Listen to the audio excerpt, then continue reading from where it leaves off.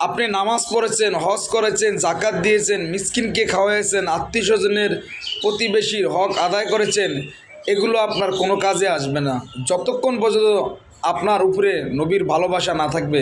আর যদি নবীজির উপরে আপনার বিন্দু পরিমাণ কোনো সন্দেহ থাকে, আপনি ঈমান হারাইয়া দুনিয়ার থেকে চলে যেতে হবে, আপনি যত বড় বুজুর্গ হয়ে না থাকেন।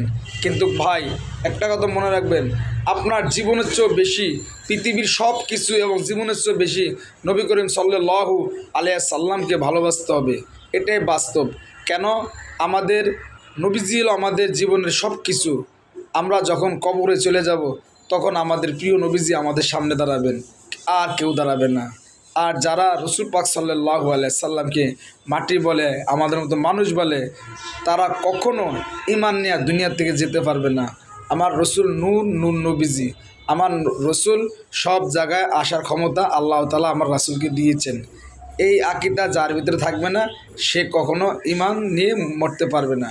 এই আকীদা আহলে সুন্নাত ওয়াল জামাতের। আমার রসুল নূর এবং নূরে মুজাসসাম, নূরে রফিউর রহিম।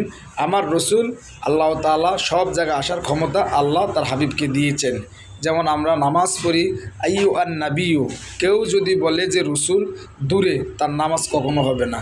তাহলে আপনারা এই ভিডিওটি সবার মাঝে শেয়ার করে দেবেন ইনশাআল্লাহ। আসসালামু আলাইকুম ওয়া রাহমাতুল্লাহি ওয়া বারাকাতুহু।